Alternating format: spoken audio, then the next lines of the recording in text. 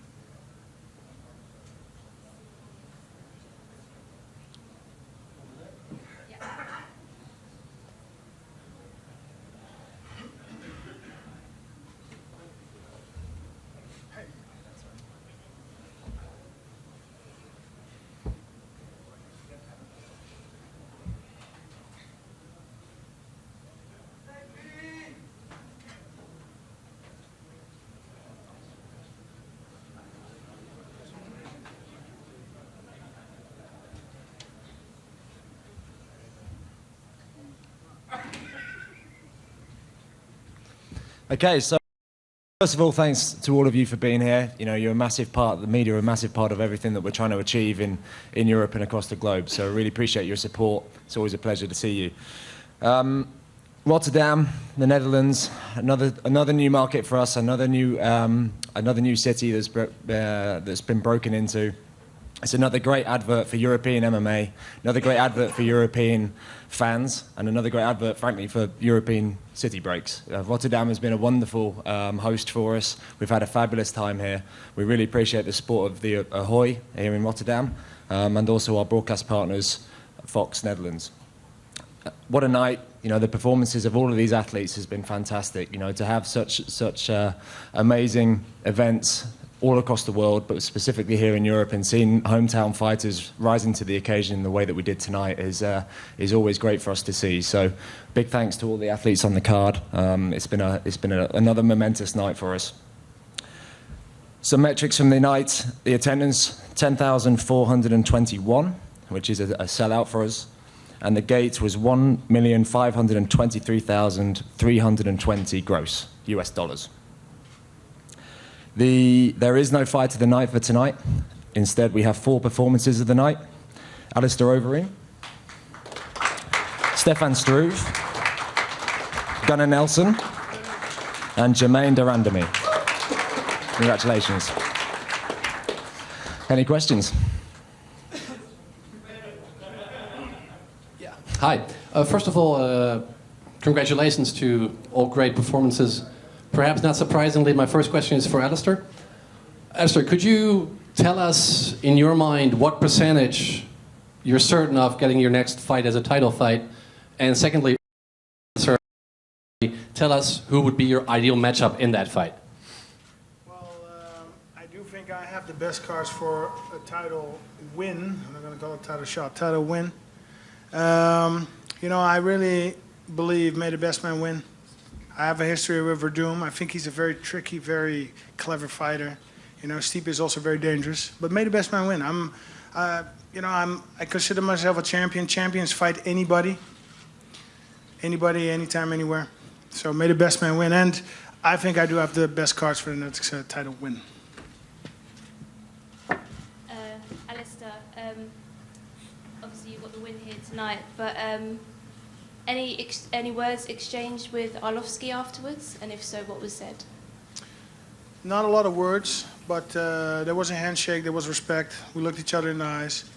Obviously, this was not a good moment. The whole thing was not good for the team, but I've done the best I could to keep the energy positive. You know, not to disrupt anybody. Just keep the whole vibe positive. And I think the respect is there. The respect is there. It's not gonna be gone. I mean, we're always gonna see each other in the gym. For me, there's no bad vibes. And what was the strategy going in there, obviously against your team? Well, we know he has very dangerous hands.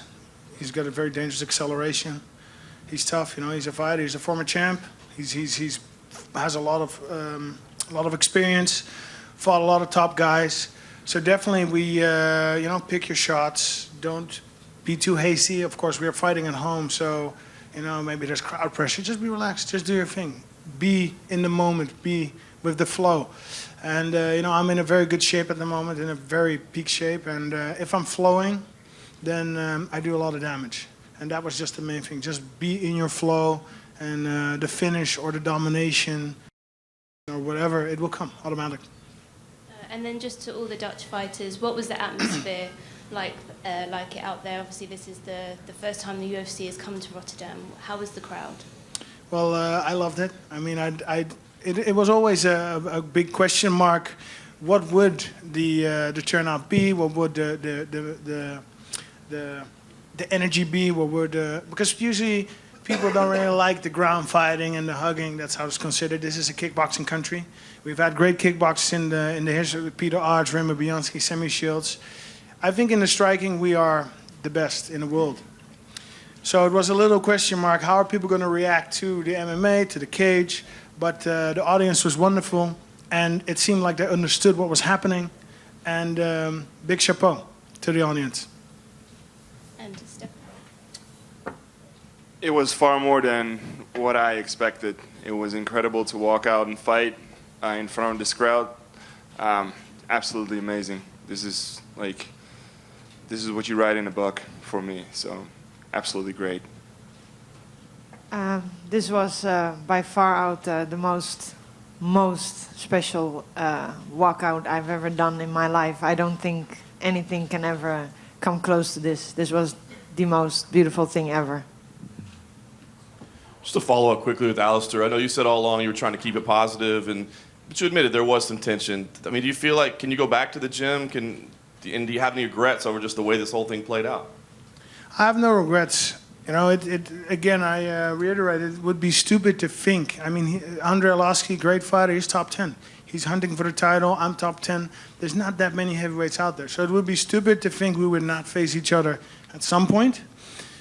On the other note, I mean, we're not training together, we're not sparring together, we're not buddies, we don't hang out. So to me, I don't have any, and I think, I have a great relationship with the coaches. We spoke out to each other that we're going to pick up where we left off right after this fight. And I expect to be back in the gym within no time because got to make ready for the big one, of course. So I'll be back there. And again, I tried my best to keep everything positive.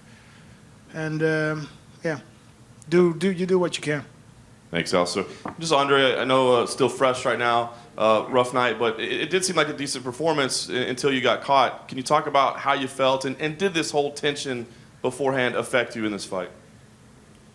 Of course, I'm disappointed, but Alistair is a great fighter, no doubt, and tonight it was his night, and I'm going to come back in the gym, and we're going to do homework. I still have a great coach in the MMA business, so we have a lot of work to do. Thanks, Andre. Quickly, if I could, for Jermaine, you turned down the Cyborg fight, understandably so. I mean, it was such a beautiful experience tonight, but should she be victorious next week, is that a fight that does interest you? I know you said you want to go for the title. I'm assuming that would probably be a 140-pound fight. So would you be interested if it's not a bantamweight fight? Is that something you'd like to see in your future? It's a hard question. I would love to fight anybody, and Cyborg, of course, I respect her, and it's an absolute challenge for me to fight her. But right now, my focus is to bring the belt one day to Holland, and I think the Dutch fans want to have the belt here, and I want to make a run for the title. I feel ready. I have a great team behind me, and let's do this. I'm ready. Hi, Gunnar. I am Emanuele from Italy. And I want to tell you how is important the Ido Portal method for your striking. Say that again? How is important for your striking the Ido Portal method? Well, training with Ido is great. You know, he teaches you how to move and how to learn how to move in new ways. For striking or for grappling, whatever I'm doing, it just opens your mind to new ways of moving. Okay. Stefan, I've got a question for you. Congratulations for your win. Now, who you want for your next fight? A lot is going to happen in the coming weeks in the heavyweight division. I need to heal up my hands and see how long that's going to take. But there's plenty of good options and plenty of cool rematches to make for me.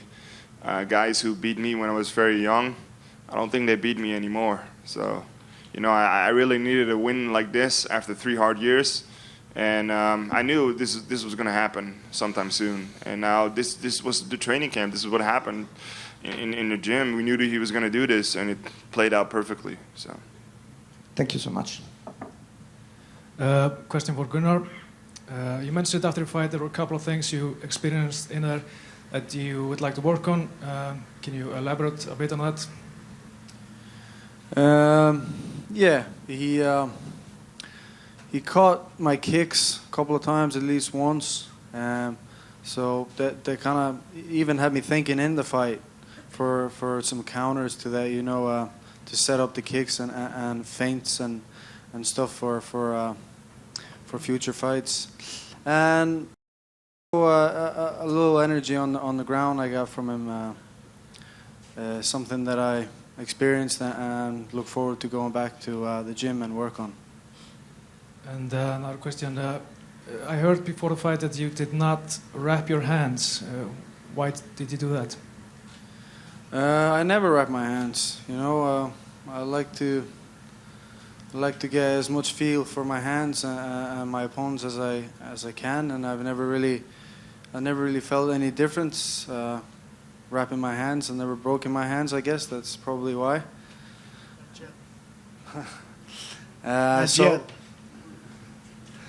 Not yet, yeah. So, yeah, if you like to work with your hands, you like to get the feel for what you're doing, and I feel like I have more feel for what I'm doing when I have no wraps. So, ideally, no gloves. Thank you. Giovanni Chin, Epic MMA. And first of all, James, thank you for coming to the Netherlands finally, and congratulations to all fighters here. First question, actually, for all Dutch fighters, do you have a special message for the Dutch fans? Well, a lot more coming. I mean, I still got a couple of years left. I feel like I'm becoming an old guy in the sport, but yeah, more is coming. And I already see a lot of K1 strikers making the crossover. After this, I expect a lot more to come, and there's going to be a whole new wave of Dutch fighters, and that's good for Dutch MMA. I think we need to bring in some wrestlers from overseas to work with the kickboxers. I think if they get that done, then MMA is going to be huge here. And for the crowd, this was absolutely amazing. Like, we are, what's the word? Dutch crowds are different, Like, and what Alistair said, I didn't know what to expect. And this was absolutely insane. I just want to thank the Dutch crowd for all their love and support, and they made me and I think all the Dutch fighters feel like true champions. Thank you, Holland. I got a question for Stefan. You were talking about rematches. Of course, you fought Alistair before. So what would you do if you might, in the future, might face Alistair again? What would you do differently? He's ahead of me in the rankings right now, and I hope he gets a shot for Holland. I wish him the best. For me, we fought after a really, really hard time for me, and at that point, I had no other option to take that fight. But of course, I would have preferred a different fight. I just had to get back to fighting, and I bit true. We spoke after the fight. I didn't really, know what to think about it at that point. I just told myself, just keep fighting. You fought your heart issue. You won. You lose a fight, that's not the end of everything, And now I'm back. This is what I was waiting for, and this was going to happen. I knew it, and here we are. Thank you. A question for Gunnar. First of all, congrats on an incredible victory over a very, very tough opponent. Thank you. It seems like you have these incredible performances, and as you get close to the top 10, you get a couple of setbacks in your UFC career. What do you have to do to get over that hump and really be a title contender in the welterweight division? I have to work. I have to train, get better, go back to the gym, and feel now there's still a lot of work to be done, and I look forward to going to the gym and working on it. You know, this is the game. You know, you win some, you lose some, and you learn from your experiences, and we get better. You know. So did you approach this fight any differently? I think I approach every fight a little bit different, you know. Every fight is like every time you fight, it's a new you know. It's a different feeling for me anyway. So yeah, I did. A question for Jermaine, and again, congrats on the big victory. Were you surprised about her game plan coming in, trying to take her down, and how did she feel in the clinch? Yeah, I shouldn't have been surprised because a lot of people say they want to stand and bang with me, and then when the ref says fight, they try to take me down. So I shouldn't have been surprised, but I was a little surprised. So it caught me a little bit off guard, but she felt okay in the clinch. I stayed very calm and collected. I have a great team behind me, and like I said, I was ready. And even if the fight went to the ground, I would have been ready for that. And I just wanted to give the crowd and the fans a finish, and no matter how it came, I wanted to finish the fight. You've both been very respectful prior to the fight and afterwards, but now that the fight is over, did you feel like she was on your level? I respect every fighter that has the courage to walk to the cage or a ring and step in there and fight. It takes a lot to do that. And yes, I definitely believe she has a skill set. And I respect everybody that does it. So you won't hear me say anything bad because I do respect her. And anybody else that takes the walk and steps in there. Thanks. Carolina, your 9th win this evening, over here. Your 9th win this evening, and you're talked about as a massive prospect in the strawweight division. Are you starting to feel the pressure more every time you get into the octagon, with the higher expectations? No, I never feel pressure. I love this, you know. I work really, really hard, and I am here. And for me, this is something amazing. My dreams come true, so I never feel pressure. I am very happy.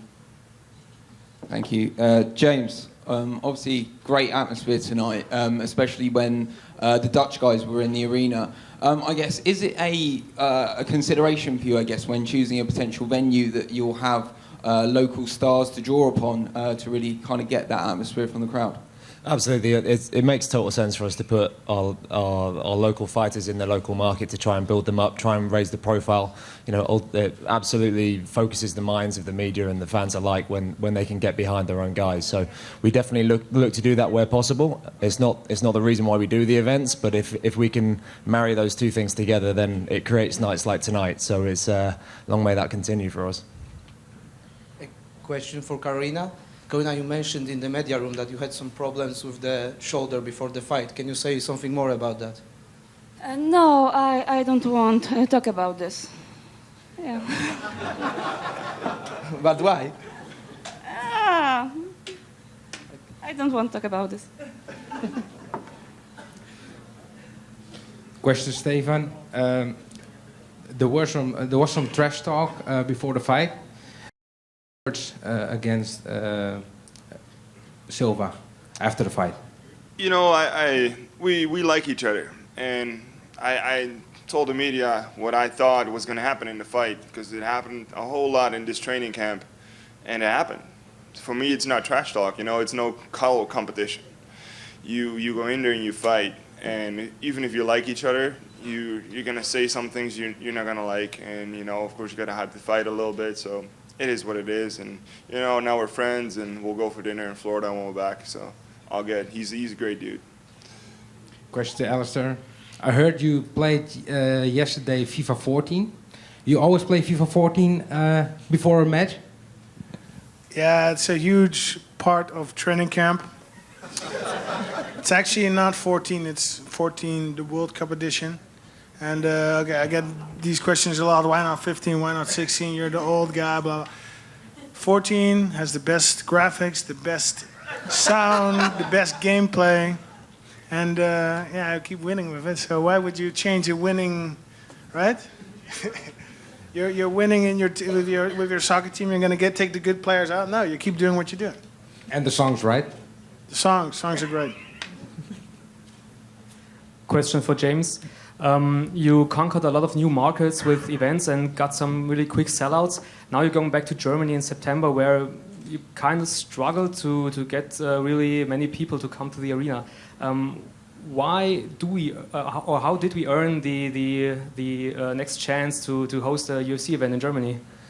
Anyone who's followed the UFC since it's we don't have a habit of giving up. So we're going to keep going to Germany. It's a big, important market for us. It's a big media market, obviously. We have great partners there in Rand Fighting who are here tonight. So we have a lot of things to do in Germany. We've got a lot of things to get right. We think Hamburg is going to be a great place for us to go, the event on the 3rd of September. And when we put tickets on sale on the 27th of May, I think we have more firepower now than we've ever had in Germany with the media support that we have now. So I think it will be a different event. Hamburg is a great fight town. It's the fight capital of Germany. It's got a rich boxing heritage. So I think it's a good opportunity for us to sell out the arena and to put Germany on the map for us. The date when the tickets go on sale is pretty early for German fight nights. Can we expect a big-time fight before that, before the tickets go on sale? We're working on the card at the minute. We've definitely put some proposals forward, but it's for the matchmakers and the guys in Vegas to come up with the card. But we're working hard to try and get something ready, and we have some ideas, and I think the fans will be pretty happy with it if we get anything like what we want. And my last question. Nick Hein hinted that the event in Hamburg will play a significant role in a TV deal with the UFC. Is there something new? Will UFC Hamburg be broadcast on German television? We're working with ProSieben at the moment. Obviously, Rand Fighting are our partners there, so we're expecting some big support from them. As you know, we've had our regulatory challenges in the market, but we're slowly working through those. So I think every time we do these events and we put it in the German market, it helps us to educate the people who have objections to us. So we're excited that it's momentum. We'll have some good news soon, hopefully. Thank you.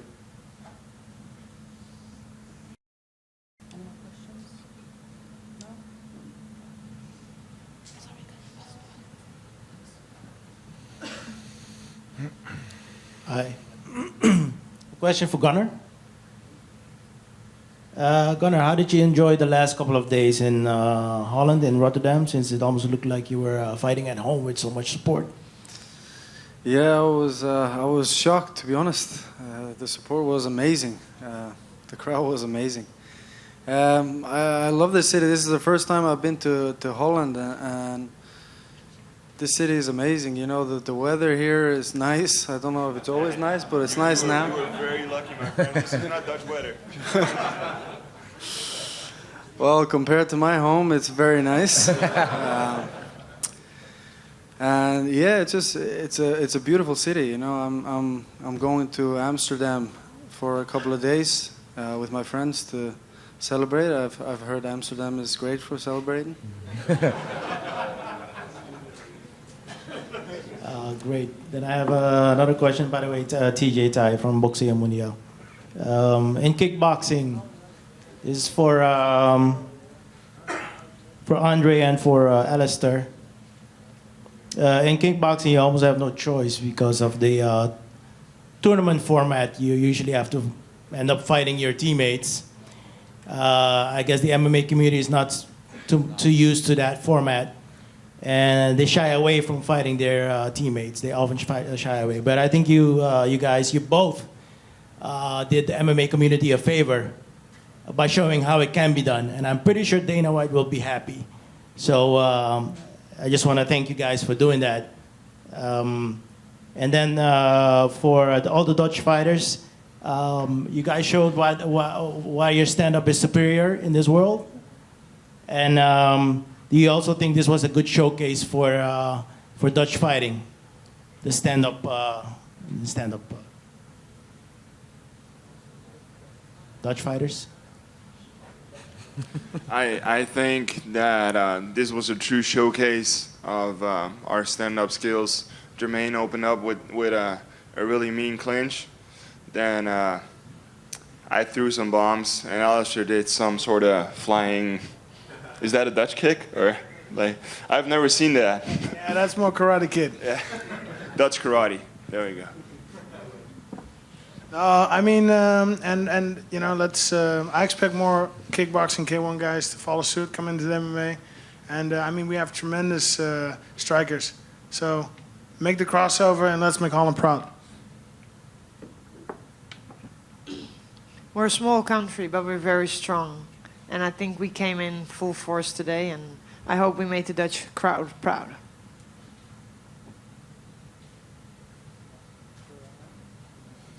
Anything else? Any more? Cool. Thanks for your support again. We'll see you in Germany.